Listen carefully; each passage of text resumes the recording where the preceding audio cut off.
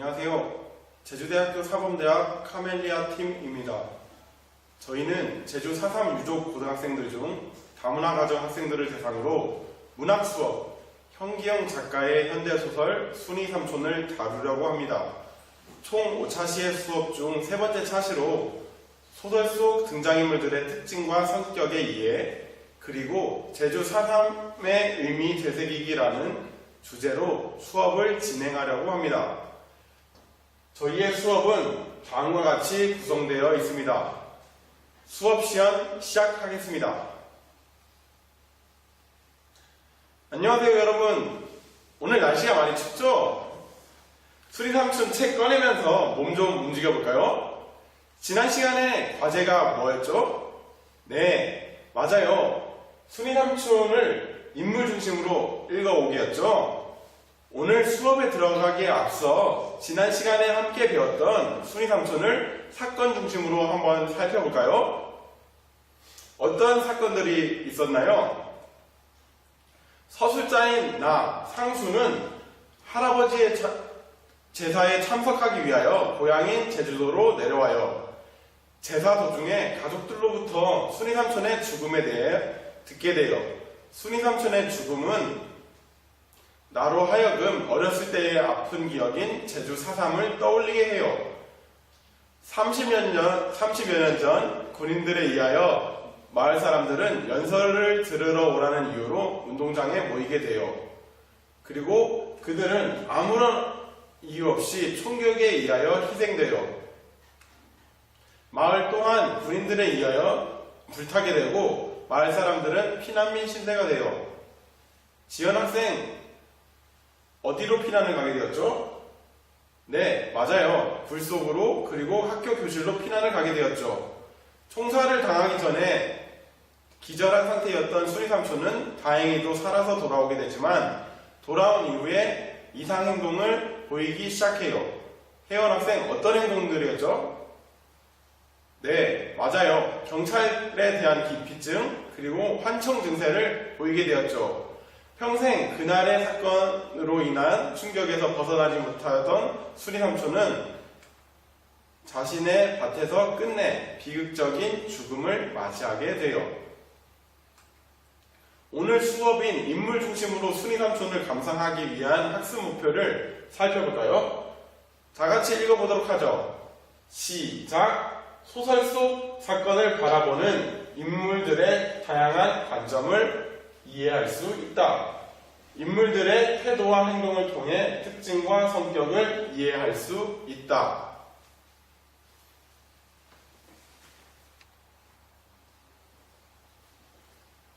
여러분, 이제 세모집으로 나눠서 인물 마인드맵을 만들어 볼 거예요. 각 모집은 상수, 고모부, 삼촌을 맡아서 해볼 거예요. 친구들이랑 같이 하는 거니까 어렵게 생각할 필요 없어요. 인물들의 성격과 특징, 관점을 떠올리면서 먼저 주요 키워드를 생각해보면 좋겠죠? 또 그렇게 생각하게 된 이유가 드러나는 질문도 같이 적어보세요. 그럼 이제 5분 동안 선생님이 말해준 부분에 유의하면서 마인드맵을 만들어 볼게요. 여러분, 마인드맵 다 만들었나요? 네, 그럼 한 모듬씩 돌아가면서 마인드맵에 대해서 발표해보는 시간 가질게요. 상수를 맡은 모둠 먼저 발표할까요? 나와주세요. 네, 잘 들었어요. 아무래도 상수가 서술자라서 특징을 찾기가 어려웠을 텐데 정말 잘해줬어요. 그 다음 고모부를 맡은 모둠 나와주세요. 네, 잘 들었어요. 고모부가 사복청년단이었다는 점에 주목해서 마인드맵을 만들어줬네요. 아주 핵심을 잘 짚어줬어요. 마지막으로 순이삼촌을 맡은 모둠 나와주세요. 네, 잘 들었어요. 순이삼촌이 4.3에 겪은 일을 주목해서 만들어줬네요. 혹시 다르게 생각해본 친구 있나요? 네, 지연이. 지연이는 순이삼촌의 신경쇠약에 대해 깊이 생각해봤네요. 신경쇠약도 아주 중요한 포인트예요. 여러분, 마인드맵으로 인물을 정리해보니까 어떤가요? 네, 보다 쉽게 파악할 수 있고 키워드도 한눈에 쏙쏙 들어오죠? 그럼 이제 선생님이 만든 마인드맵을 보면서 다 같이 정리해 볼게요. 보충할 부분은 다른 색 펜으로 정리해 봐요. 먼저 상수를 봐볼게요. 상수의 주요 키워드에는 뭐가 있었죠? 네, 상수는 서울 생활을 하는 인물이었죠? 순이 삼촌이 1년 동안 상수의 서울집에 가서 살았던 거 기억하나요? 그때 무슨 일이 있었죠? 네, 순이 삼촌이 사람들을 오해하기도 하고 환청을 듣기도 했어요. 이 지문을 큰 소리로 다 같이 읽어볼까요? 시작! 상수는 순이 삼촌의 신경쇠약이 악화된 이유를 생각하고 있어요. 서울생활 때문은 아닌가 생각하기도 하는데 여기서부터 상수는 순이 삼촌을 회상하면서 이야기를 시작하고 있어요. 또 상수의 다른 키워드에는 뭐가 있었죠? 네, 상수의 태도 변화가 있었죠? 이 지문을 큰 소리로 다 같이 읽어볼까요? 시작! 태도에 어떤 변화가 느껴지나요? 네, 상수가 처음에는 반감만 하는 소극적인 태도를 취하다가 여기에서는 고모부의 말에 반박하는 적극적인 모습을 보여주고 있어요. 이렇게 상수는 길수와 함께 사삼의 다음 세대로서 사삼을 고발하고 있어요. 여러분, 그럼 상수에 대해 완벽하게 파악할 수 있겠죠?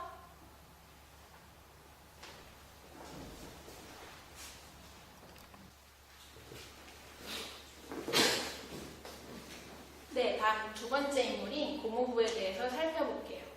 여러분이 제시한 고모부 마인드맵에는 어떤 키워드가 있었나요?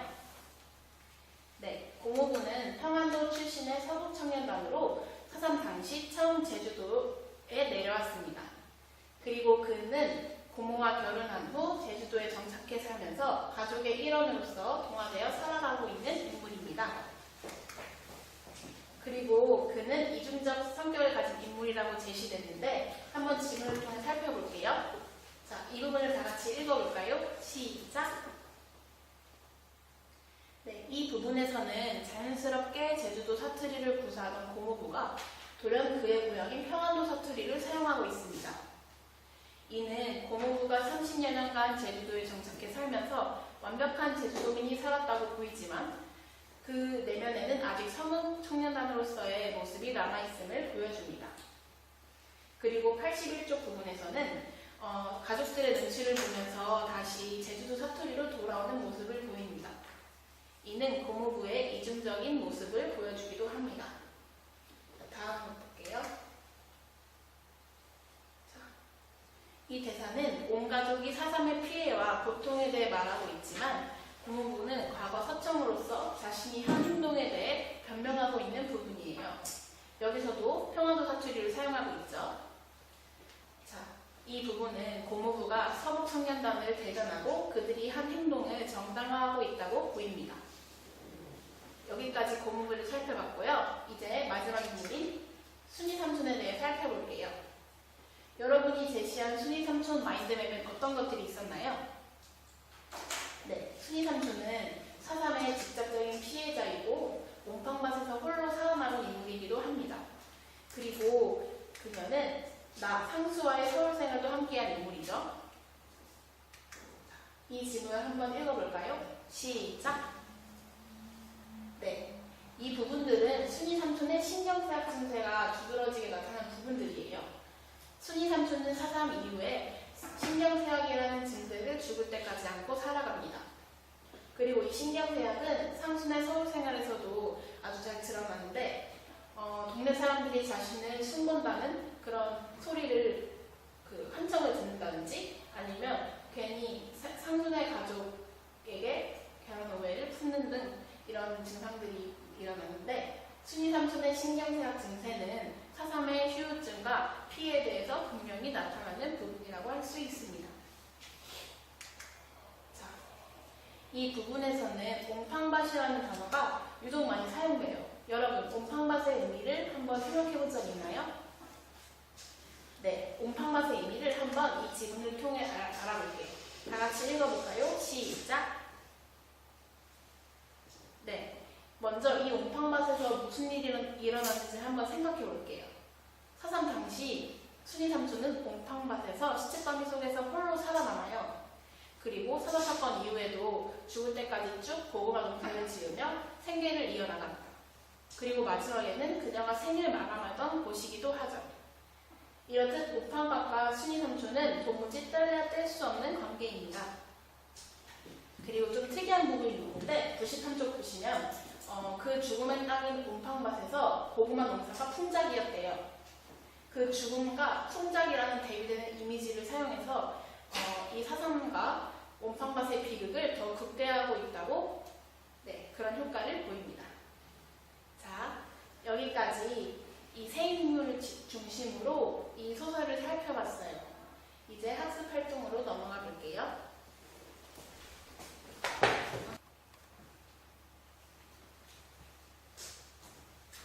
여러분은 소설을 인물 중심으로 읽으면서 인물의 말과 행동에 주목했어요.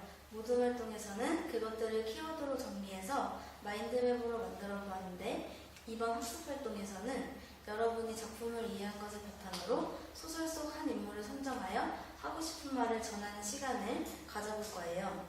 다른 등장인물의 입장에서 소설 속 등장인물에게 하고 싶은 말을 편지 형식으로 적어보세요. 물론 현재 자신의 상황에서 할 수 있는 얘기를 해도 좋아요. 선생님이 활동지를 나누어주면 시작하면 돼요. 모두 다 완성하였나요? 네, 혹시 자신이 쓴 것을 발표해둘 친구 있나요? 네, 유정이가 발표해볼까?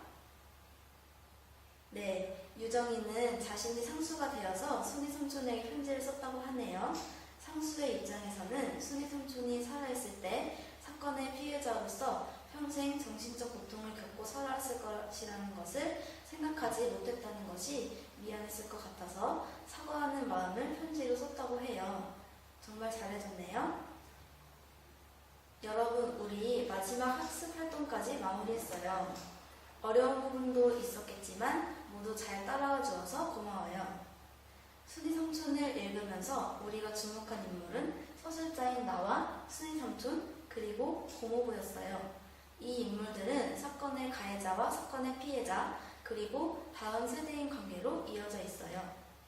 이 인물들에 집중해서 말과 행동을 살펴보면서 한 사건을 바라보는 서로 다른 관점을 파악할 수 있었고 인물의 성격이나 특징도 알 수 있었어요. 여러분도 알고 있듯이 소설 순이 삼촌은 실제 있었던 제주 4.3을 바탕으로 쓴 문학이에요. 이 책이 나오면서 많은 사람들이 제주 4.3에 대해 알게 되었어요. 순이 삼촌과 같이 한 사건을 고발하는 형식의 문학 작품은 많은 사람들이 사건의 비극성과 심각성에 대해 깨닫고 공감하게 된다는 장점이 있어요.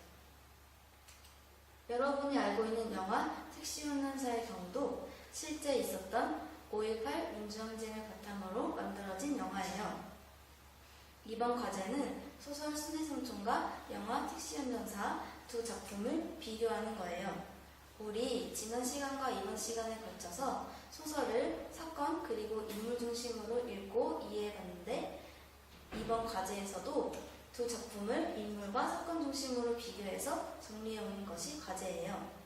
그래서 다음 시간에는 여러분이 해온 과제를 점검하고 발표하는 시간을 가져볼 거예요. 모두 잘할 수 있겠죠? 그럼 우리 다음 시간에 만나요.